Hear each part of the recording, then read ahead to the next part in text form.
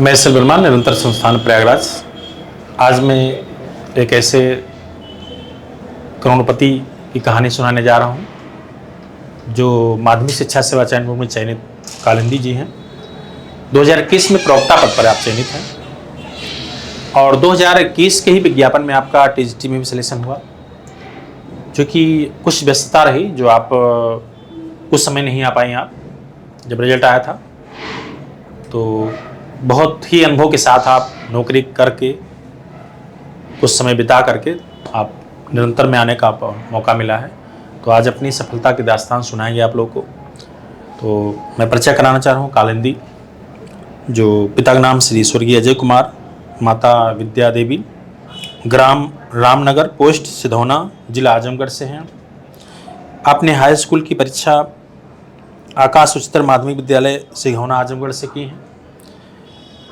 आपने इंटर भी जो है गांधी इंटर कॉलेज कूबा आजमगढ़ से और बीए में कूबा स्नातकोत्तर महाविद्यालय दरियापुर नेवादा आजमगढ़ से आप की हैं। बीएड भी डॉक्टर भीमराव अंबेडकर विश्वविद्यालय आगरा से आप हैं। और इस संस्थान में आपने 2018 में ही अपने भाई के मार्गदर्शन पे कहने पर आपने निर्णय लिया और उनकी सफलता की दास्तान आप लोग सुनेंगे कि 2016 के विज्ञापन में आपने टीजीटी में इंटरव्यू दिया और आपका सिलेक्शन नहीं हो पाया कुछ मानवीय भूल से, और 2021 में प्रवक्ता और टीजीटी दोनों पदों पर आपने सिलेक्शन पाया है। तो आज हम लोग के बीच में हैं और आपने जो सिलेक्शन पाए हैं, आप चूँकि जिला आजमगढ़ से हैं लेकिन आपका सिलेक्शन दोनों पद बलिया में हुआ है। तो टीजीटी के पद पर आचार्य जेबी कृपलानी इंटर कॉलेज जमालपुर बलिया, प्रवक्ता में बंसी बाजार इंटर कॉलेज नवानगर बलिया में। तो आप इसमें वर्तमान में प्रवक्ता के पद को आपने ज्वाइन किया है, जो आज हम लोग के बीच में है। और कालिंदी जी अपनी सफलता के बारे में बताएंगे। सबसे पहले मैं अपने सर को सादर प्रणाम करती हूँ। प्रणाम सर। मैं अपने सभी भाई बहनों को नमस्कार करती हूँ। मेरा चयन टीजीटी और पीजीटी दोनों पद पर हुआ है और मैं वर्तमान समय में प्रवक्ता के पद पर चयनित हूँ बलिया ज़िले में। मेरा नाम कालिंदी है और मेरे पिताजी का नाम है स्वर्गीय अजय राम, जो कि पूर्व जिला पंचायत सदस्य रह चुके थे। और मुझे सफलता कैसे मिली, तो मेरे जो है कि गुरु श्री असल वर्मा सर के योगदान रहा है। अच्छा कालिंदी जी, आपने 2016 में इंटरव्यू दिया और आपकी सफलता नहीं हो पाई, फिर आपने 2021 में जो निराशा कैसे हुई, कैसे निराशा को झेलते हुए आपने 2021 को टारगेट बनाया?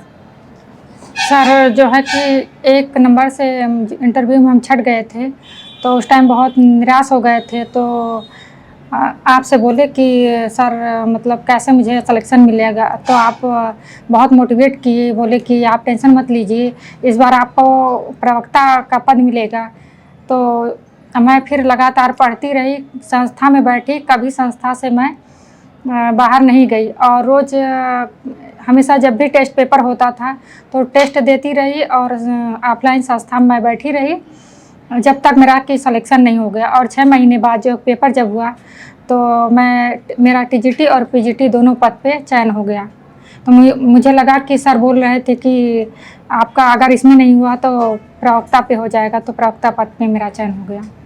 अच्छा, आपको जब आपका प्रवक्ता और टीजीटी दोनों में सिलेक्शन हुआ और आप बता रहे थे 88% मैंने टीजीटी लगभग किए थे, तो आपको अच्छा लग रहा था कि मतलब ऐसा महसूस हो रहा था कि 2016 के विज्ञापन में भले सिलेक्शन नहीं हुए और 2018 हमारे दोनों नौकरियां आई, तो काफ़ी खुशी हुई होगी आपको? हाँ सर, मुझे बहुत खुशी हुई। मुझे ये लगा कि बहुत अच्छा हुआ कि मेरा 2016 में नहीं हुआ, क्योंकि मैं 2016 में होता तो उसमें रैंक कम होता और मैं बहुत दूर विद्यालय पाती। तो ईश्वर जो भी करते हैं अच्छे के लिए करते हैं। अच्छा हुआ कि मेरा 2016 में सिलेक्शन नहीं हुआ और 6 महीने बाद जो है कि परीक्षा हुई, मैं टीजीटी और पीजीटी दोनों में मेरा सिलेक्शन हुआ। मैं प्रवक्ता का पद भी पाई और टीजीटी में मेरा जनरल में 151 रैंक रहा है और पीजीटी में 301 रैंक रहा है। और मुझे विद्यालय जो है कि आजमगढ़ की मैं निवासी हूँ, और जो है कि विद्यालय मुझे बलिया मिला है, तो 2-3 घंटे का रास्ता है, तो इसलिए मतलब बहुत मुझे नज़दीक में आप? हाँ, बहुत नज़दीक है, इसलिए मैं बहुत खुश हूँ कि अच्छा हुआ कि उस बार नहीं हुआ और इस बार हमको प्रवक्ता का पद लिखा था मिलने के लिए। अच्छा, जब सफल लोग आके मंच पे बोलते थे कि मेरा हो गया 16 के लोग, तो आपको कैसा महसूस हो रहा था? बहुत कष्ट हो रहा होगा अंदर से, तकलीफ हो रहा था? तो सर उस टाइम मुझे लग रहा था कि हम भी बहुत पढ़े, मेहनत करें कि हमको भी मौका मिले मंच पे जाकर बोलने के लिए। तो आज वो शुभ दिन है कि जो हम आए और मंच पे बोले और सबको मोटिवेट किए पढ़ने के लिए।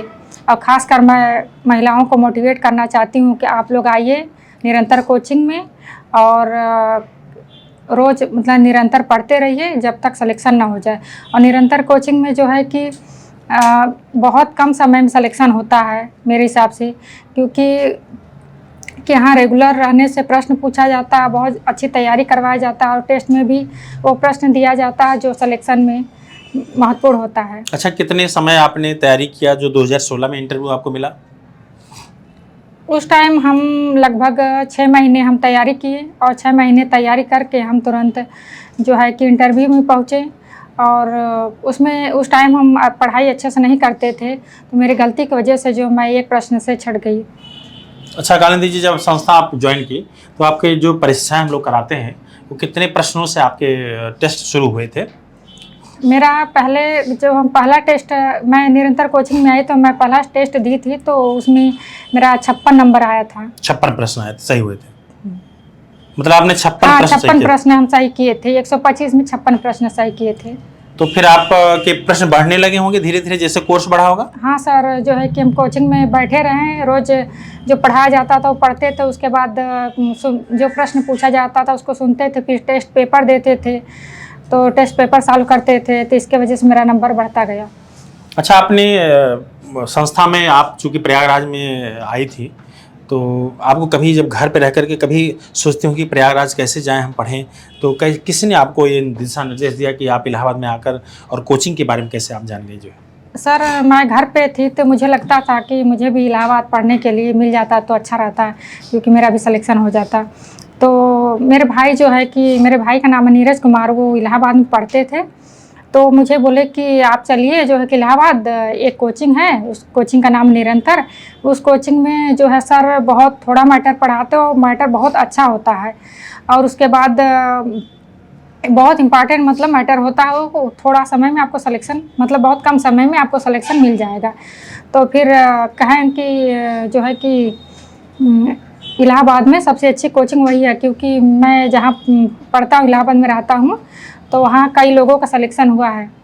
तो फिर वो मुझे लेकर आए कोचिंग में, एडमिशन कराएँ। तो फिर उसके बाद मैं जब पहले दिन पढ़ी तो सर इतना अच्छा पढ़ाते थे, उसी दिन मुझे लगा कि मैं इस कोचिंग में पढ़ूँगी तो मुझे नौकरी मिल जाएगी।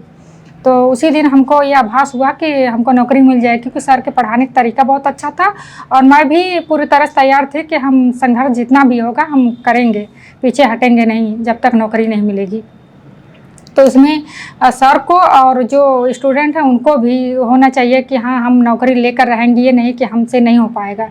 और सर तो अच्छा पढ़ाते ही हैं, सर के पढ़ाई में कोई अच्छा, कमी आपका नहीं सिलेक्शन है। हुआ तो गांव के लोग आपको बधाइयाँ दिए होंगे और अच्छा महसूस कर रहे होंगे जो आपके पास पड़ोस के लोग? हाँ सर, क्या है कि पहले जो है कि जब हम इलाहाबाद आए तो हम गांव वालों को किसी को नहीं बताए थे।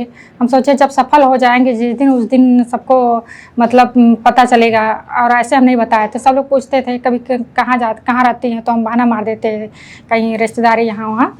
तो किसी को मतलब वो नहीं था कि कोई क्लियर नहीं था, मतलब जानता नहीं था कि हम पढ़ते हैं। उसके बाद जब रिजल्ट आया तो मेरे गांव के एक लोग थे, बोले कि किसी ने उनको बताया, किसी विद्यालय टीचर की रामनगर में जो है कि जिला पंचायत सदस्य की लड़की है, नहीं पहले बोले कि रामनगर में कोई लड़की प्रवक्ता के पद पे चयनित है। तो वो टीचर थे मेरे गांव के, कहे मेरे गांव में कौन ऐसी लड़की है पढ़ने वाली की जो प्रवक्ता बन सकती है। तो वो मेरे चाचा प्रधान हैं, तो उनके यहाँ आए तो बोले कि प्रधान जी ये बताइए कि मेरे गांव में कौन ऐसी लड़की है जो पढ़ने वाली जो प्रवक्ता बन गई। तो बोले कि मेरी भतीजी है। तो बोले कि मैं 2 बहन हूँ, तो मेरी छोटी बहन का नाम लिया। तो बोले नहीं कालिंदी का। तो कहा अरे कालिंदी पढ़ती भी थे क्या? बोले कि हाँ, और क्या, इलाहाबाद में तैयारी करती थी।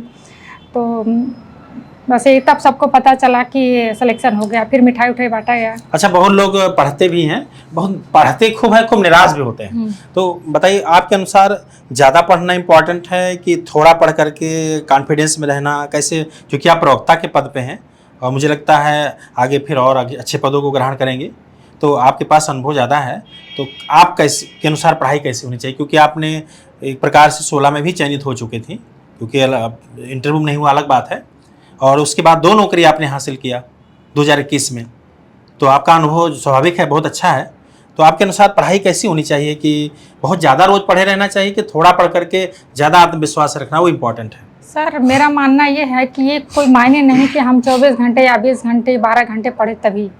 हमको जितना समय मिल रहा उतना समय भी हमको पढ़ना चाहिए, और कन्फ्यूजन दूर करके थोड़ा पढ़ना चाहिए, अच्छा पढ़ना चाहिए। कि ऐसा पढ़ना चाहिए कि हम जो पढ़ रहे हैं वो क्लियर है कि परीक्षा में आएगा तो हम कर लेंगे। ये नहीं कि हम बस पढ़ रहे हैं, इतने घंटे गिन रहे हैं कितने घंटे पढ़ें। बस थोड़ा समय, चाहे ज़्यादा समय, जितना समय आपको मिले उतना समय पढ़िए। आप उसको कि कन्फ्यूजन मत पालिए, अच्छे से पढ़िए, जितना पढ़िए वो मैटर तैयार करते जाइए एकदम, कि हम परीक्षा में आएगा तो हमको दोहराने की ज़रूरत नहीं। अच्छा, आप जो पढ़ती थी संस्था में, वो उस चीज़ को तैयार कर लेते थे आप जो है? हाँ सर, जो संस्था में हम पढ़ते थे तो अधिकतर मैं ये सोचती थी कि जो है कि हमको रूम पर जाकर ना पढ़ना पड़े, हम जो संस्था में ही कैच करने का प्रयास करते थे।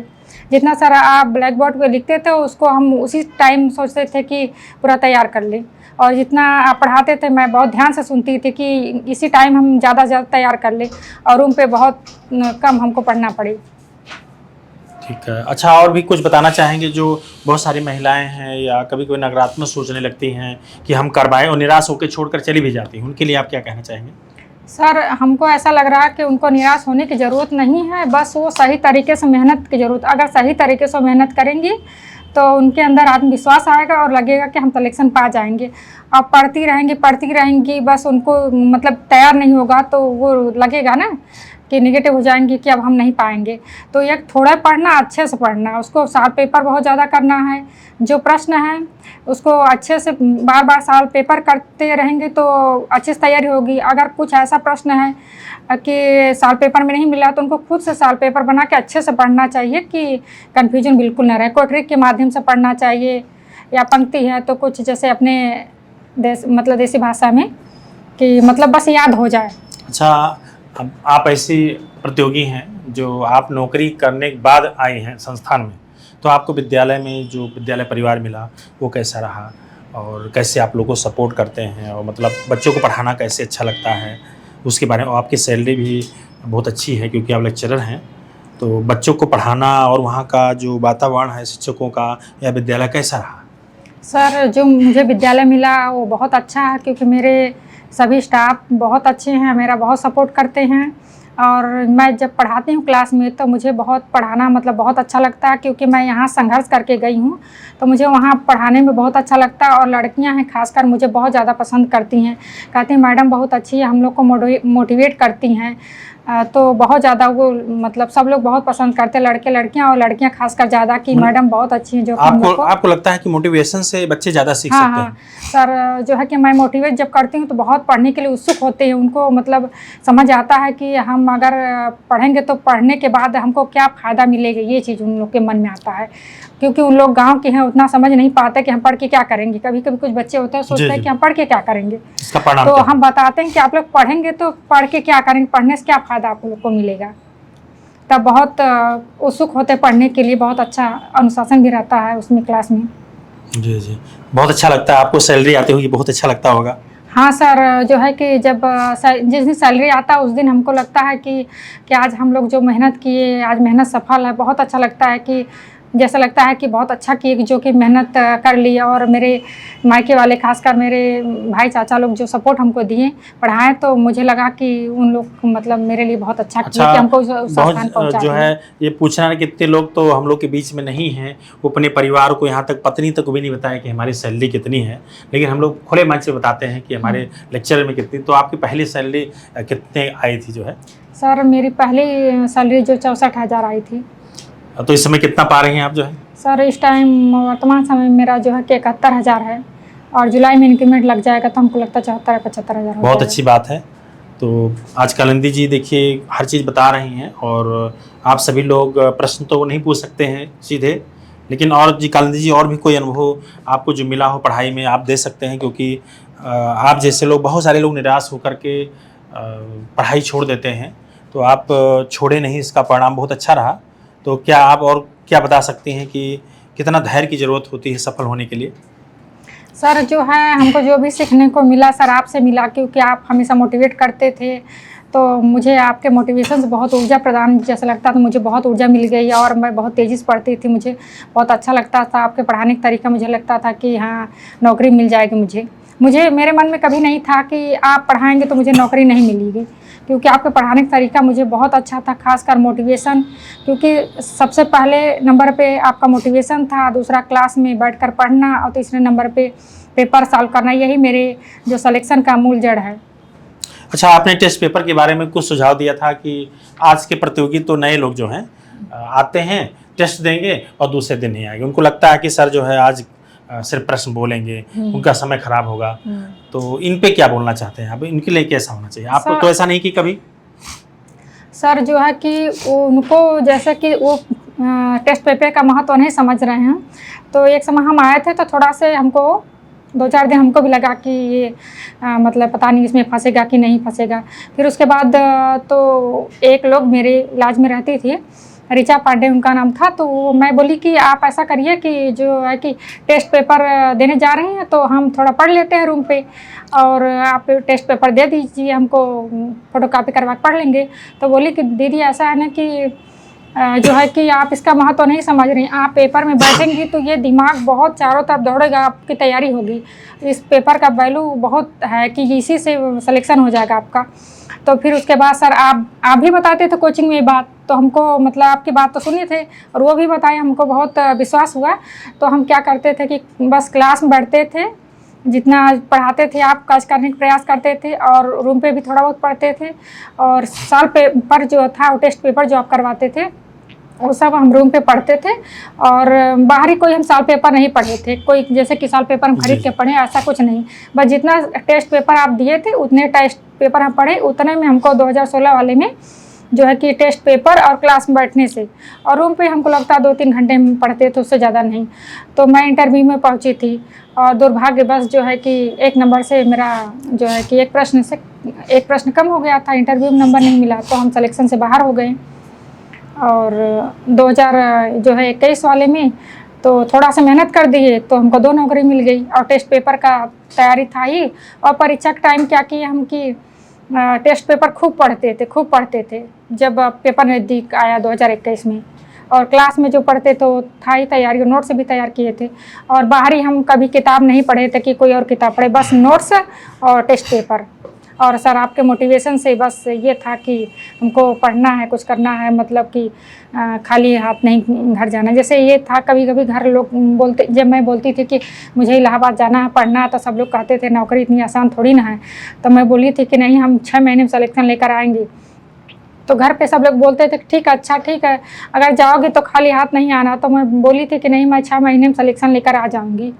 तो मैं आई, तो बात तो सही है कि सब 6 महीने में हम इंटरव्यू तक पहुँचे, दुर्भाग्यवश नहीं हुआ। तो सबको विश्वास हो गया कि बात सही है, सही बोल रही है कि 6 महीने में सिलेक्शन ले लेगी। मतलब दुर्भाग्य था तो नहीं हुआ, पर ये कि 6 मतलब हो जाएगा सिलेक्शन। तो सब लोग खुश थे, मतलब कभी ये नहीं कहते थे लोग कि अरे नहीं होगा तुम्हारा, ऐसा नहीं। कभी उन सब लोग को घर में विश्वास था कि इनको नौकरी मिल जाएगा। ठीक है, बहुत अच्छा लगा कालिंदी जी। ठीक है, मेरी माताजी जो है घर पे खाना वाना बनाती थी, तो मैं तब हमको अवसर मिला और हम इलाहाबाद पढ़े, और मेरे चाचा भाई लोगों हमको पैसा देते थे पढ़ने के लिए। मेरे मायके वालों का सहयोग रहा है मेरी नौकरी में।